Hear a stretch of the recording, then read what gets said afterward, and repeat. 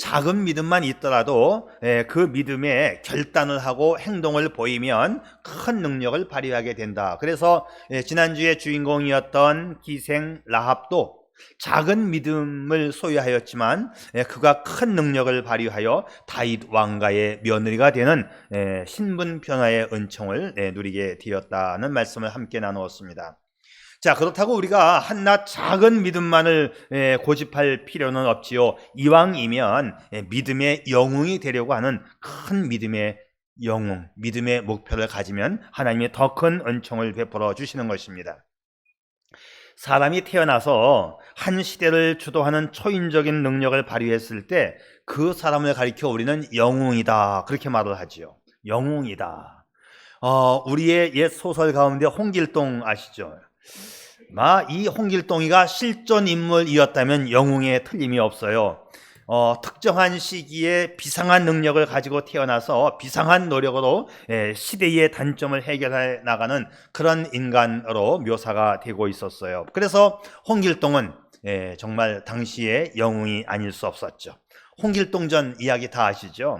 원래 이 홍길동이는 어머니가 홍판서집의 그 종이었고 그 집에서 이제 임신하여 이 홍길동을 낳게 됨으로써 서자로 태어났어요, 홍길동이가. 그러니까는 얼마나 서름을 많이 받으면서 자랐겠어요.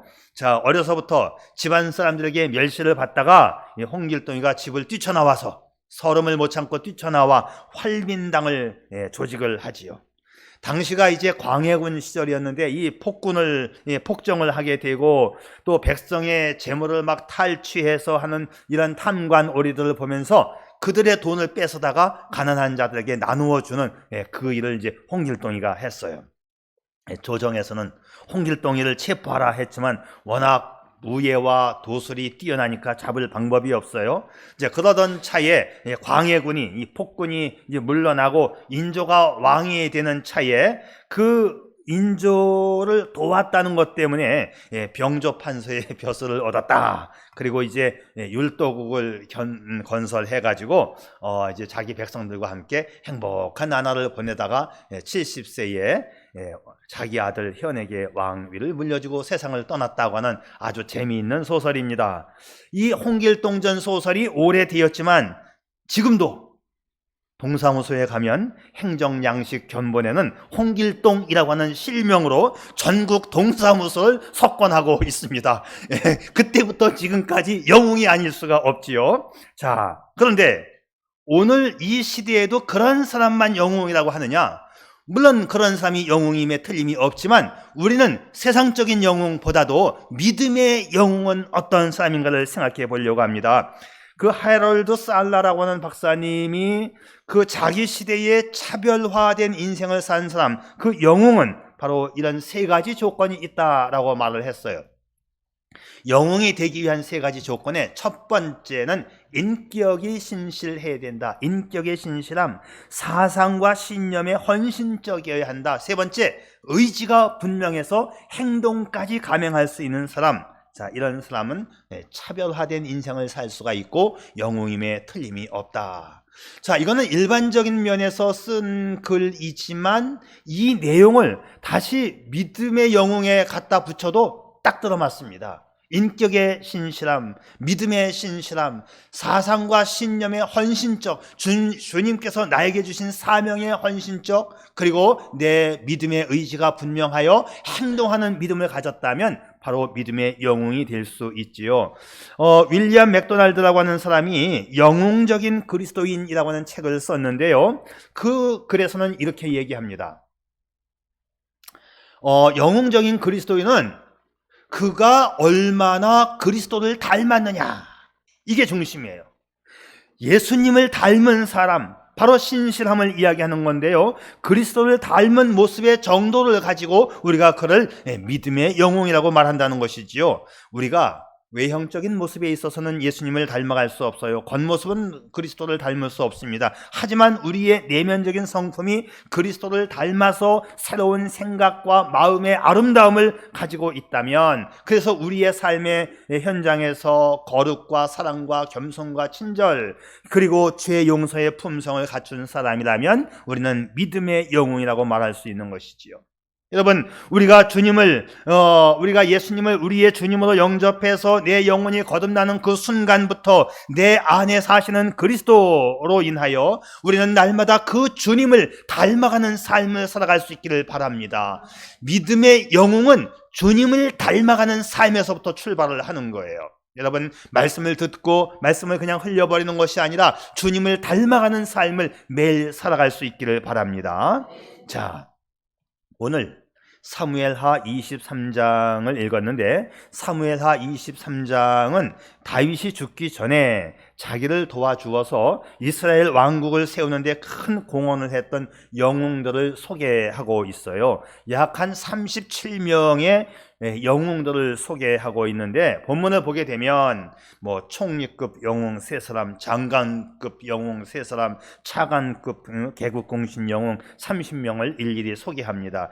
모두 통틀어서 30명의 특별 부대라고 명명하기도 해요. 자, 오늘 우리는 이 믿음의 영웅됨에 있어서 그 자질은 무엇이고 그들에게는 어떤 축복이 따라오는가를 생각해 보려고 합니다. 첫째, 자, 믿음의 영웅의 자질, 하나님 말씀에 진실한 마음을 가져야 합니다. 말씀에 진실한 마음, 한결같이 이 진실된 마음에서부터 영웅이 출발되는 거예요. 신실함에서부터 출발되는 것입니다. 자, 그 영웅은 그 진실된 마음의 기초가 바로 하나님의 말씀, 하나님의 말씀이면 내가 아멘하고 결단하여 행동하고 용기를 발휘했을 때 우리는 그를 믿음의 영웅이라고 말할 수 있습니다. 자, 다른 것에 용기를 내는 단순한 세상 사람들이 말하는 깡이 용기가 아니고, 진정한 용기는 뭐냐? 말씀이 가슴 속에 있고 이 말씀을 따라가는 삶, 그게 진정한 용기이지요. 롤로 메이라고 하는 사람이 이 정신분석학자인데, 창조와 용기라고 하는 책에서 용기가 뭐냐? 자, 그분이 이렇게 설명을 했더라고요. 용기라는 게 영어로는 courage거든요. 근데 불란서 말로도 비슷해. 단어가 꾀르라고 읽어야 되는지 저는 불란서를 잘 몰라요. 근데 여하튼 불란서 말로는 심장이라는 뜻이 바로 용기라는 말이다, 이런 거지요. 그러니까 무슨 말이냐면 용기와 심장은 같은 뜻이라는 거예요. 진정한 용기는 마음의 중심인 심장에서부터 나온다, 그런 뜻이지요. 자, 이 말을 잘못 이해하면 강심장을 가져야 용기 있는 사람이다, 이렇게 해석하는데, 이거는 깡패들이나 하는 말이고 세속적인 이야기예요. 여기서 말하는 심장은 뭐냐? 모든 일의 시작이고 인격의 핵심을 말하는 것이지요. 그러니까 믿음의 영웅은 인격적인 핵심인 그 진실된 마음에서부터 시작이 된다. 다시 말하면 하나님의 말씀에 근거한 진실된 마음이 진정한 용기이고 믿음의 영웅이 되는 첫 시작이라는 거예요. 자, 무엇보다도 우리에겐 그리스도를 닮은 용기, 말씀의 진심인 믿음의 용기가 있는 것이지요. 여러분, 우리가 잘 아는 우리 마틴 루터가 종교개혁을 했잖아요. 종교개혁을 승리로 이끌 때에 그는 말씀의 진실이었기 때문에 종교개혁을 승리로 이끌 수 있었던 것입니다. 말씀 하나만 붙잡는 거예요. 마틴 루터에게는 많은 위협이 있었고 많은 협박이 있었어요. 자, 마틴 루터에게 이런 협박과 위협이 찾아왔습니다. 교회와 국가와 황제 그리고 백성들까지도 당신을 다 반대하고 있어. 이제 당신이 설 땅이 어디에 있어? 그냥 가만히 잠잠히 종교개혁하지 말라는 거죠. 그때 그는 이렇게 의연한 용기로 대답을 합니다. 나는 예나 지금이나 동일하게 전능하신 하나님 장중에 있을 뿐이요, 하나님 손안에 있을 뿐이요, 주님 제가 여기 있습니다, 이렇게 고백을 했어요. 하나님 말씀의 진심이라면 혼자서라도 그 입지를 펼쳐가는 그 고독한 용기가 필요합니다. 진정한 믿음의 영웅은 하나님 말씀의 진실된 마음에서부터 출발하는 것이죠. 여러분의 마음 속에 하나님 말씀을 담고 이 말씀을 따라가는 그 진실됨, 여기서부터 여러분이 믿음의 영웅됨의 첫발을 뗄 수 있기를 축복합니다. 두 번째는 믿음의 영웅은 희생적인 삶도 감내를 하는 거예요. 희생은 위대한 결과를 가져온다는 위대한 말이 있어요. 바로 예수님의 희생으로 우리가 구원을 얻었잖아요. 주님이 하신 말씀처럼 한 알의 밀이 땅에 떨어져 죽지 아니하면 한 알 그대로 있고 죽으면 많은 열매를 맺느니라. 희생은 위대한 결과를 가져와요. 예수님께서는 그 일생을 통해서 인생은 희생할 때 가치가 있다는 진리를 가르쳐 주셨습니다.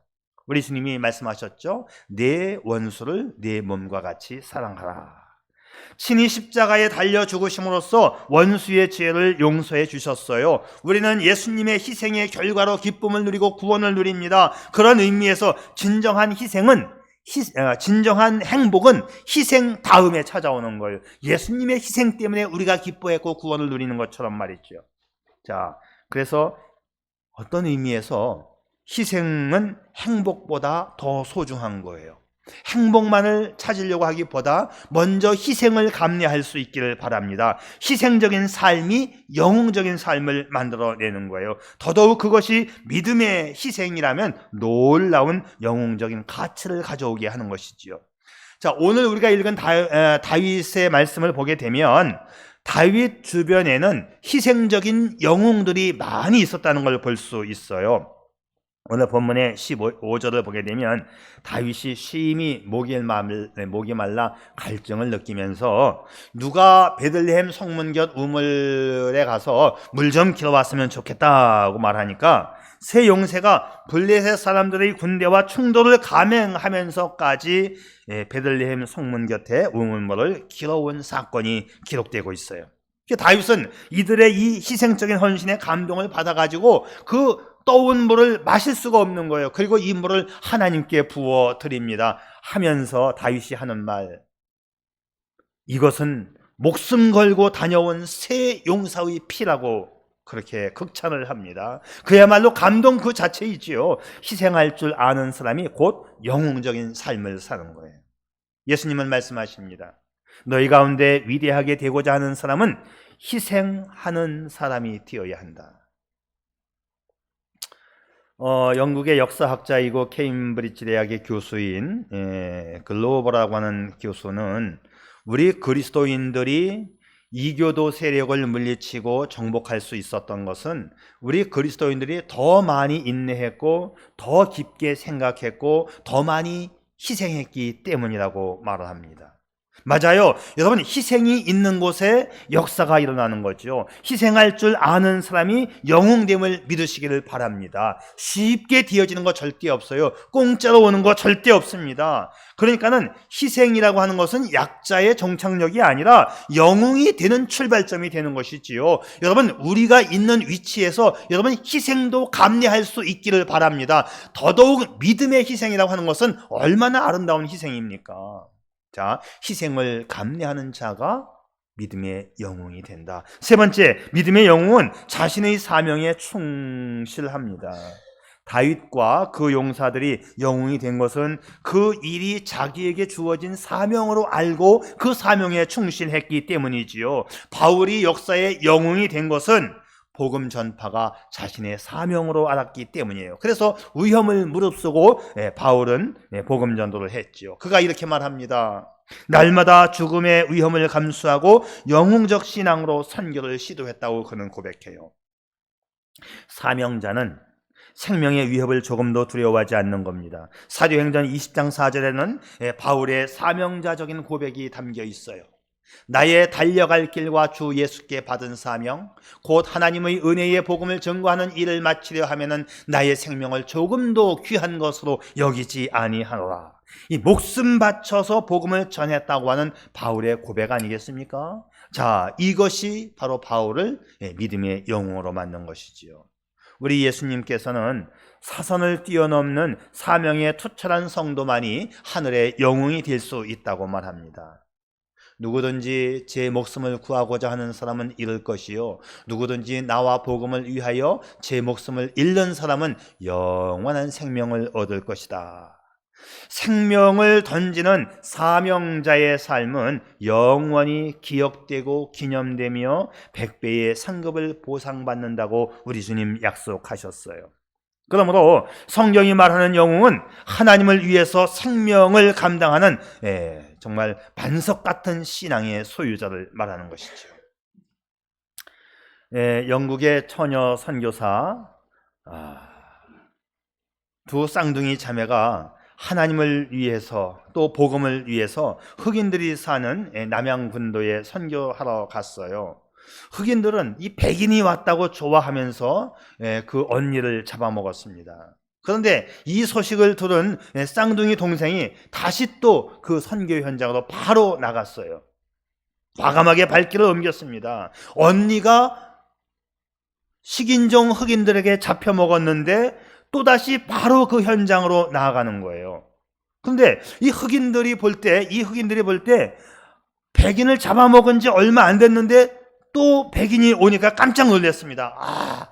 잡아먹으려고 달려들었다가 깜짝 놀란 이유는 뭐냐면 먼저 잡아먹은 여인하고 똑같이 생긴 여인이 온 거예요. 그래서 이 여인이 살아서 왔나 보다 해갖고 뒤로 자빠졌죠. 깜짝 놀래가지고. 아니 이런 일이. 쌍둥이이기 때문에 알아보지를 못한 것이지요. 자, 흑인들은 그 여자 앞에 결국 무릎을 꿇고 엎드려서 자기를 살려달라고 이 하나님이 온 것으로 알고 말이죠. 그렇습니다. 그래서 그 이후로 이 남양군도에 놀라운 선교가 이루어졌다고 하는 이야기가 있지요. 여러분, 오늘 우리의 사명은 무엇일까요? 주님을 위해서 목숨 바칠 사명적 각오가 준비되어 있나요? 성경을 보게 되면 성경에 등장하는 영웅들은 한결같이 나를 위해서 위험을 감수한 인물들임을 우리가 알 수 있어요. 모세는 나이 80에도 하나님을 위한 사명을 감당하는 반석신앙으로 영원한 영웅이 되었습니다. 이집트의 노예 출신 여호수아도 하나님을 위한 사명 감당을 함으로써 민족의 영웅이 되었지요. 다니엘은 하나님을 위해 목숨을 거는 위험을 감수함으로 그 시대의 시대적인 영웅이 됩니다. 에스더, 죽으면 죽으리라고 하는 일사각오의 신앙으로 역사의 영웅이 되었어요. 우리나라에도 하나님을 위해서 위협을 무릅쓰는 그런 위대한 신앙의 영웅들이 참 많이 있었어요. 우리나라 이 기독교 초창기 때 제주도 선교의 사명을 불태운 이기풍 목사님이 있었고, 신사참배 반대 운동을 했던 손양원 목사님, 주기철 목사님이 있었고, 연세대학교 총장을 지낸 백낙준 박사님, 이화여대의 김한란 박사님, 많은 분들이 정말 이 나라의 믿음의 기초를 놓았고 하나님은 이 나라를 축복하시고 여기까지 이렇게 급성장을 하게 만든 것이지요. 이들 모두는 하나님의 일을 자신의 사명처럼 여겼던 것입니다. 사랑하는 성도 여러분, 우리가 하나님을 위해서 사명을 감당할 때 하나님은 우리에게 큰 역사와 큰 축복도 약속해 주셨습니다. 오늘 본문이 이 점을 최대한 강하게 부각시켜 주고 있는데, 여호와께서 크게 이기게 하시니라, 이런 말씀을 주십니다. 여호와께서 크게 이기게 하시니라. 여러분, 인생의 큰 승리를 원하십니까? 큰 사명도 감당할 수 있기를 바랍니다. 윌리엄 캐리가 선교의 아버지다, 이런 말을 하거든요. 현대 선교의 시초가 되었기 때문이에요. 그 윌리엄 캐리가 이런 말을 했어요. 하나님으로부터 큰 것을 기대하라. 하나님을 위해 큰 것을 시도하라. 오늘 우리도 나에게 주어진 사명을 위해서 용기 있는 삶을 사시기를 바랍니다. 영웅적인 삶은 희생을 감내하는 자가 얻을 수 있는 것이지요. 여러분에게 주어진 사명을 감당함으로써 하나님으로부터 큰 것을 기대하시고, 그리고 여러분 인생에 큰 승리가 찾아올 줄 믿습니다. 자, 사랑하는 성도 여러분, 오늘 말씀을 마치면서 믿음의 영웅이 되기 위한 당부와 그 결과인 축복을 말씀드리겠어요. 첫째, 믿음의 영웅이 되기 위해서는 홀로 서는 용기가 필요합니다. 홀로 서는 용기. 팔레스타인 군대가 이스라엘을 침공했을 때 모두가 무서워서 다 도망갑니다. 그때 요셉, 바세벳, 엘르아살, 삼마, 이 세 사람은 결코 물러서지를 않았다라고 기록해요. 이방인들로부터 하나님의 백성이 이 나라를 지키는 것이 신앙과 믿음을 지키기 위해서 필요한 일이었기 때문에 내 목숨이 중요한 것이 아니고 하나님의 민족을 구하는 것이 중요하다 생각해서 이 세 사람은 물러서지 않았다. 오늘 10절과 12절 말씀에서 이 점을 부각시켜 주는데, 그러나 혼자서, 이렇게 되어 있어요. 그러나 혼자서. 다 도망가도 혼자 남아서 용감하게 버티는 이 믿음의 용기, 신앙의 용기가 믿음의 영웅을 만들어 가는 것이지요. 출애굽기 23장 2절은 이렇게 충고합니다. 너는 잘못을 행하는 다소를 따르지 말라. 너는 잘못을 행하는 다소를 따르지 말라. 다수결의 원칙이 맞는 것처럼 우리가 착각할 가능성이 있는데, 우리 기독교는 다수결주의가 아닙니다. 우리 기독교는 민주주의도 아닙니다. 철저하게 우리 기독교는 신본주의라고 하는 것을 기억하십시오. 많은 사람들이 결정했다. 물론 단체 생활에서 어떤 것을 결정할 때는 민주주의 원칙, 다수결의 원칙을 따라가지만, 기독교는 많은 사람이 잘못했다고 하는데도 우리는 그걸 따라가는 게 기독교가 아니라는 걸 우리는 알아야 되는 거예요. 기독교는 신본주의입니다. 다수가 반대하여도 하나님의 말씀을 따라가는 믿음의 영웅이 될 수 있기를 바랍니다. 자, 두 번째는 믿음의 영웅에게는 하나님이 축복을 해 주십니다. 자, 이것이 현세적인 축복인데 오늘 말씀에 의하면 큰 승리를 안겨주었다 이렇게 되어 있어요. 오늘 우리에게 이런 믿음의 용기와 하나님의 도우심이 있기를 축복합니다. 본문 말씀 중에 가장 감동적인 것은 뭐냐면 여호와께서 크게 이기게 하셨다는 거예요. 이기게 하셨다. 이것은 다윗 개인의 승리처럼 보여지지만 사실은 하나님의 승리입니다. 하나님은 하나님의 뜻에 따라 행동하는 믿음의 영웅을 통해서 하나님의 뜻을 이루어 가요. 우리가 하나님의 그 뜻에 동참하는 자, 하나님의 일을 이루어내는 그 믿음의 영웅이 되어 하나님의 큰 뜻을 이루어낸다. 하나님은 그 자들에게 하나님의 큰 축복을 내려주시는 것이지요. 하나님의 뜻이 이루어지는 영웅적인 삶에 동참하여 하나님의 약속의 축복을 누리는 저와 여러분 될 수 있기를 축복합니다. 항상 이기는 자가 될 수 있기를 축복합니다. 아멘. 자, 우리 다 같이 기도드리겠어요. 사랑하는 성도 여러분, 누가 진정한 믿음의 영웅일까요? 그리스도를 닮은 신실한 사람이 영웅입니다. 당신이 그리스도를 닮은 만큼 신실한 자요 믿음의 영웅됨의 진가를 발휘하는 최소한의 자격을 갖추게 되는 거예요. 주님 닮아야 합니다. 우리 마음속에 말씀을 심고 이 말씀을 따라가야 합니다. 그래 이제 영웅적인 삶을 위해서 믿음의 용기를 내십시오. 용기는 심장과도 같아요. 심장은 생명의 시작이고 또 그 삶의 중심인 마음에 하나님 말씀을 담으십시오. 영웅적인 삶을 위해서는 그 이 말씀을 따라 희생도 감내해야 합니다. 주님께서도 당신을 향한 희생을 단행하셨기에 십자가를 지실 수가 있었고 오늘 우리가 구원을 얻었습니다. 그래서 영웅이라고 하는 것은 태어나는 것이 아니고 만들어지는 것입니다.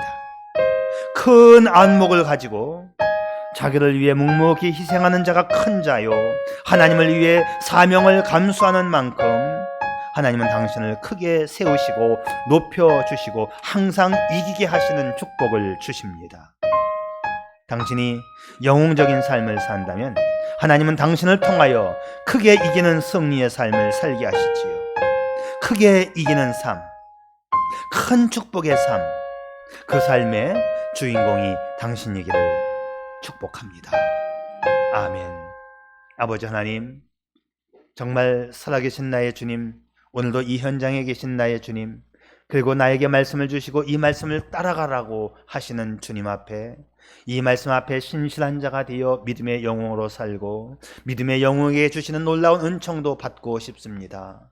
주의 성령께서 이 땅을 살되 믿음의 영웅으로 살도록 나를 인도해 주시고 축복해 주시옵소서. 예수님의 이름으로 기도드리옵나이다. 아멘.